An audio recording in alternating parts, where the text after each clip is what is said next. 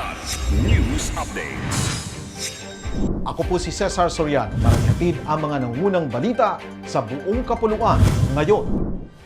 Sugatan ng isang 59 anyos na guro matapos pagbabarili ng hindi pa nakikilalang mga salarin sa harap ng Cotabato State University sa Sinsuat Avenue, Barangay Rosary Heights 4, Cotabato City nitong tanghali ng Linggo, Mayo 10. Kinilala ni Police Station 2 Commander Police Captain Anwar Mambatao ang biktima na si Faisal Usop, may asawa at residente ng Rosary Heights 8. Batay sa paunang investigasyon, minamaneho umano ng biktima ang kanyang Toyota Hilux sa kahabaan ng Sinsuat Avenue nang lapitan ng dalawang suspect na sakay ng motorsiklong Honda Click at pagbabarilin.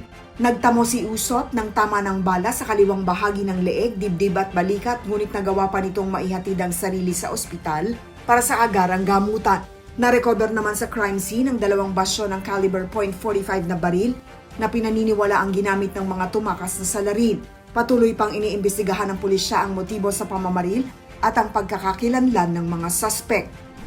Sinibak na sa pwesto ang pulis na sangkot sa viral CCTV footage ng pananakit sa kinakasama nitong babae sa Malolos, Bulacan. Ayon sa Malolos City Police Station, kasalukuyang naka-hold sa station holding unit ang pulis na tauhan ng nasabing himpilan at may ranggong police corporal habang nagpapatuloy ang investigasyon sa insidente. Pansamantala ring kinumpiska ang kanyang service firearm at PNP ID upang maiwasan umano itong magamit sa anumang uri ng pananakot o pang-aabuso. Kamakailan lang nang in-upload ng babae ang video ng komprontasyon nila ng pulis na nauwi sa pananakot at panununtok sa tiyan, dahilan para mawalan ito ng malay. Samantala, tiniyak ng Philippine National Police o PNP at National Police Commission o NAPOLCOM ang patas at mabilis na aksyon sa insidente. Kinundi na rin ito ang anumang maling asal ng kanilang hanay na sumisira sa tiwala ng publiko. Nihahanda na ang kaukulang reklamo ng biktima laban sa suspect na pulis. Nagkaisa ang Liga ng mga Barangay ng Bangingi, Sulu kasama ang Philippine Army, PNP, Philippine Coast Guard, Moro National Liberation Front o MNLF at iba't ibang sektor upang isulong ang isang rido-free, gun-free and peace-centered community o RFG-FPCC sa Baya.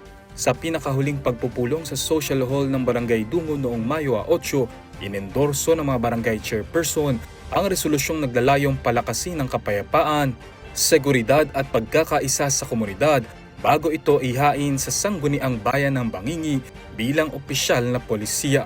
Pinangunahan ni na ABC President Denmar Abdilla at Lieutenant Colonel Dante Mantes ng 101st Infantry Battalion ang aktibidad, katuwang ang mga opisyal ng PNP at PCG.